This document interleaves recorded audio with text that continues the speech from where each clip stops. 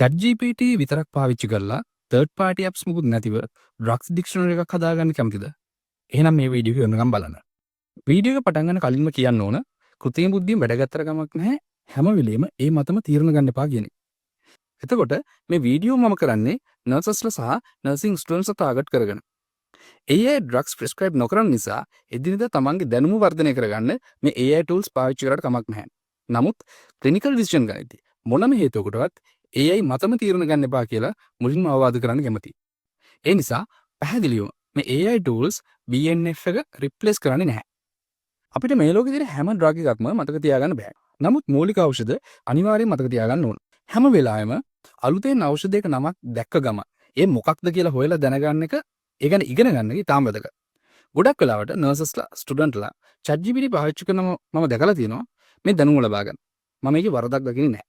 නමුත් හැම වෙලෙම ඔයාගේ දැනුම BNF එකෙන් හරි අදාළ ඖෂධ සමාගමෙන් ලබා දෙන ලීෆ්ලට් එකෙන් හරි වෙරිෆයි කරගන්න ඉතාම වැදගත්. දැන් අපි බලමු ඇයි අපිට මේ වගේ ඩික්ෂනරිස් වැදගත් වෙන්නේ කියලා. මූලිකවම නර්සස්ලා විදිහට අපි වැඩ කරනකොට අපිට අවශ්‍ය වෙන හැම විස්තරයක්ම එකම වෙබ් අඩවියකින් හරි BNF එකෙන් හරි එකවර හොයාගන්න අමාරුයි. උදාහරණ විදිහට ඖෂධයක ස්පෙෂල් නර්සිං කන්සිඩරේෂන්ස් වගේ ප්‍රී ඇසෙස්මන්ට් ක්‍රයිටීරියාස් වගේ ඒ වගේම ඉන්ෆියුෂන් රේට් එක වගේ තොරතුරු එක තැනකින් හොයාගන්න අමාරුයි.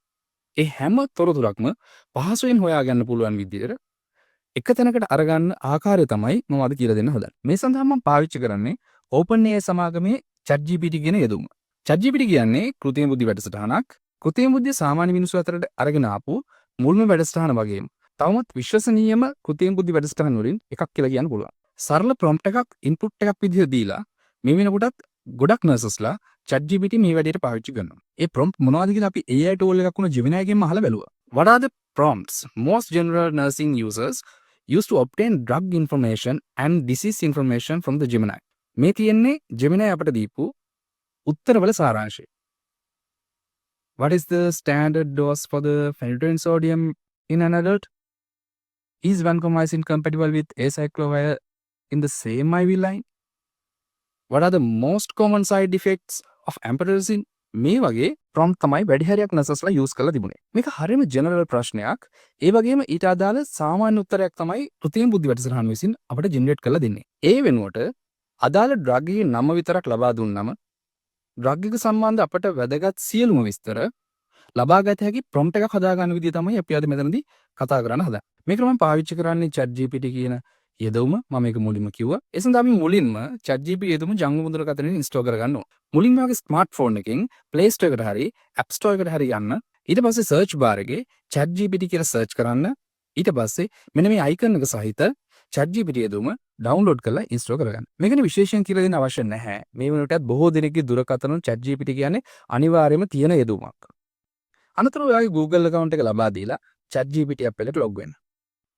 දැන් ඔයාලට මෙන්න මේ වගේ අතුරු මුහුණක් පෙන්නනවා. මෙතන පහළ තියෙන input field එකේ ask ChatGPT කියන තැන මම මේ කියලා දෙන prompt එක type කරන්න.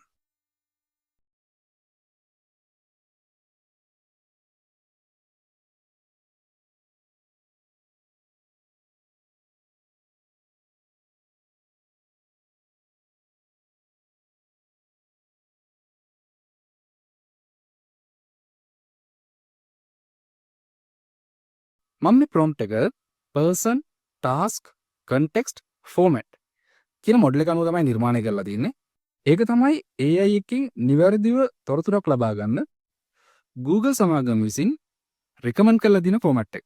මේ person task context format කියන මොඩල් එක ගැන වැඩිපුර විස්තර දැනගන්න ආසයි නම් කමෙන්ට් එකක් දාන්න. මම ඒක ගැන කියලා දෙන්නම්. මේක තමයි AI agent අදාළ තොරතුරු මට ලබා දෙන්න එයා හැසිරෙන චරිතය.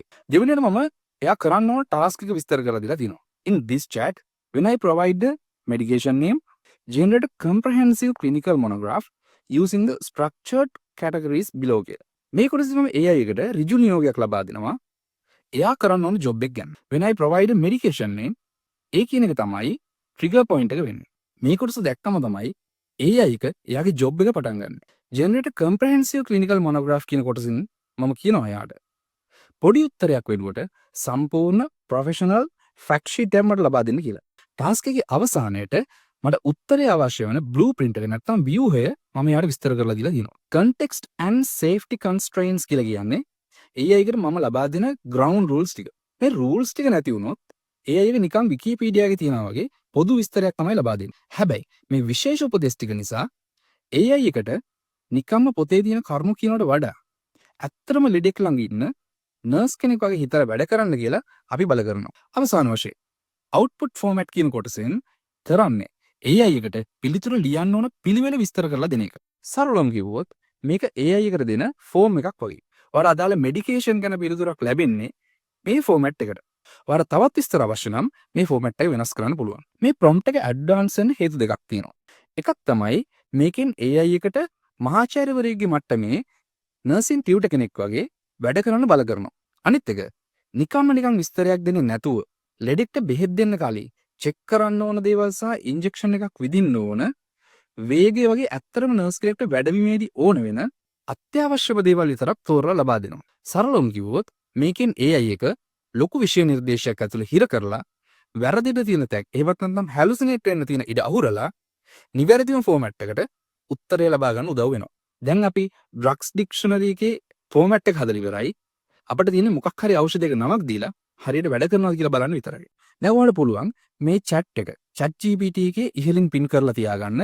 අවශ්‍ය වෙලාවට ඔයාලට පුළුවන් ඕන ඩ්‍රග් එකේ නම ටයිප් කරලා හොඳ විස්තරයක් ලබා ගන්න. ඔයාලට මේ ප්‍රොම්ප්ට් එක ඕන නම් කමෙන්ට් එකක් දාන්න. මම ඔයාලට ප්‍රොම්ප්ට් එක ඉන්බොක්ස් කරට. අපි කලින් AI සහ නර්සිං සම්බන්ධ කරලා කරපු වීඩියෝට ගොඩක් හොඳ ප්‍රතිචාර ලැබුණා. ඒ ප්‍රතිචාර දක්වපු හැම දෙනෙක්ම බොහොමත්ම ස්තුතියි. ඒ වගේම තවත් මේ වගේ නර්සිං ප්‍රොෆෙෂන් එකට වැදගත් වෙන කන්ටෙන්ට්ස් බලන්න පේජ් එක ෆලෝ කරලා තියාගන්න.